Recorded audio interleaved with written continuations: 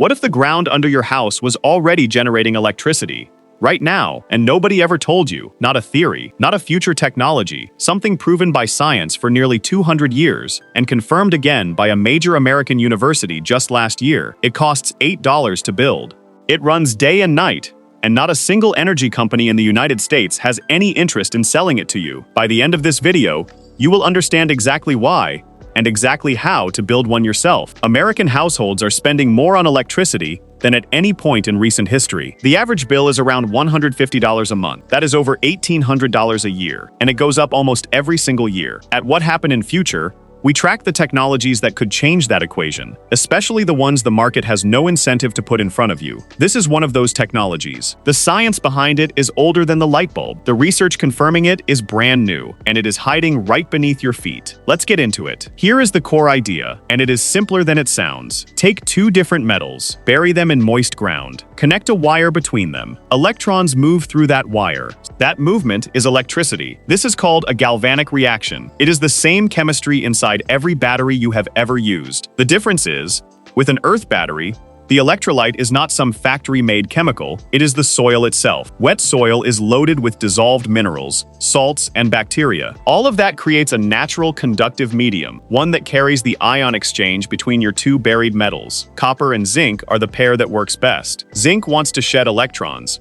Copper wants to absorb them. Put them both in moist earth, and the electrons have no choice. They flow through your wire. One buried cell produces between 0.5 volt and 1 volt. That sounds tiny, but here is where it gets interesting. Wire 10 of these cells together in a series, meaning copper connects to the zinc of the next cell, zinc to the copper of the next, and your voltage stacks up to between 5 and 10 volts. Wire 20 cells, and you are at 10 to 20 volts of continuous output. Now think about what runs on that. Outdoor LED lighting, wireless garden sensors, a low-draw security camera, a trickle charger that keeps a 12-volt lead-acid battery topped up. None of those need a $15,000 solar installation. Every single one can be handled by a series of copper pipe sections and galvanized nails buried in your backyard for $8 total. And here is what no solar panel can match. An earth battery does not stop when the sun goes down. It does not degrade after a fixed number of charge cycles. As long as your ground holds moisture, the reaction keeps running. In most of the United States,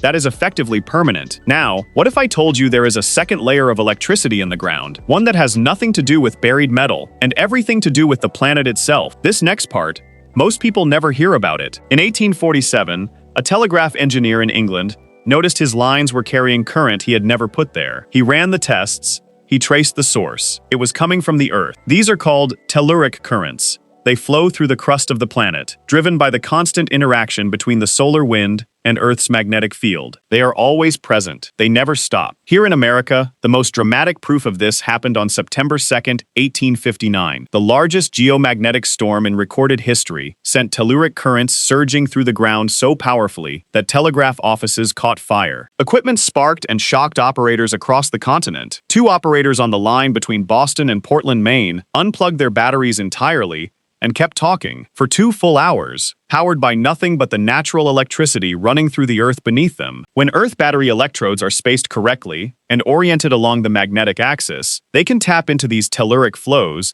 In addition to the galvanic reaction, the output goes higher than chemistry alone would explain. That is not a conspiracy. That is documented geophysical research, published and verified across more than 150 years. And here is what should stop you in your tracks. This was confirmed again just last year. In January 2024, a research team at Northwestern University published a peer-reviewed study on a soil-powered device about the size of a paperback book. It used naturally occurring bacteria already living in ordinary dirt. Those bacteria break down organic material in the soil and release electrons to a buried conductor. In real field tests, not a lab, this device produced 68 times more electricity than its sensors actually needed. It powered motion trackers and soil monitors on working farms. It held up across soil moisture conditions from dry to completely submerged. Every part, available at a hardware store. The funding came from the National Science Foundation, the United States Department of Agriculture, the Sloan Foundation, and 3M. The team published the full design as open source.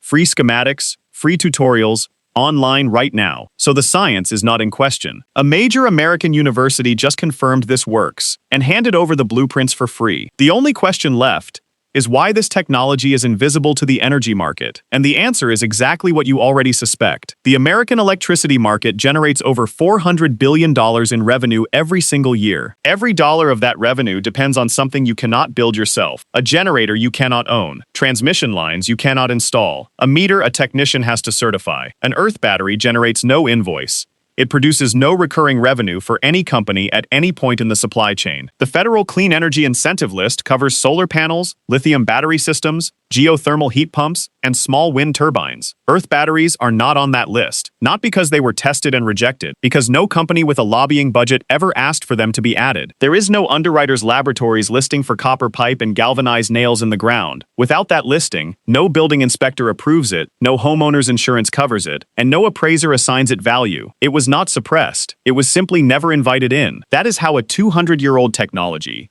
confirmed by a top 10 American university in 2024, ends up with 0 listings on any U.S. Energy Authority's record. Here is where you stand right now. You know the science, you know the history, you know the 2024 research, and you know exactly why the market has never put this in front of you.